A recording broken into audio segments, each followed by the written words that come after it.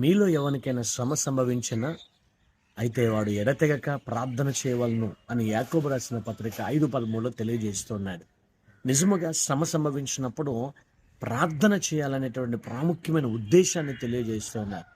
ప్రార్థన వీరుడైనటువంటి Hudson tailor తన అనుభవాన్ని తెలియచేస్తూ క్రీస్తు శ్రమానుభవం గుండా ప్రయాణము చేయాలంటే యేసు క్రీస్తులో మనము నిలబడి పరిచర్యను కొనసాగించాలనంటే ఖచ్చితముగా ప్రార్థనా శక్తిని కలిగి ఉండి దేవునిలో ఆయన పని చేస్తూ కృషి కలిగినటువంటి వ్యక్తుల వలె మన జీవితాన్ని కొనసాగించాలి అని తెలియజేశాడు. నిజంగా ప్రార్థన వీరుడైనటువంటి హడ్సన్ టైలర్ నిజంగా ప్రార్థన గొప్పతనాన్ని వివరిస్తూ ఆ శ్రమానుభవాన్ని జయించడానికి ప్రార్థన మాత్రమే శక్తివంతమైనదని తెలియజేశాడు. ఈ రోజున మానవ భౌతిక జీవన విధానములో మనకున్న ప్రతి సమస్యను జయించడానికి దేవుని శక్తివంతమైన ప్రార్థన అనేకమైనటువంటి విషయాల్లో విజయాన్ని చూపేటటువంటిదిగా ఉంది.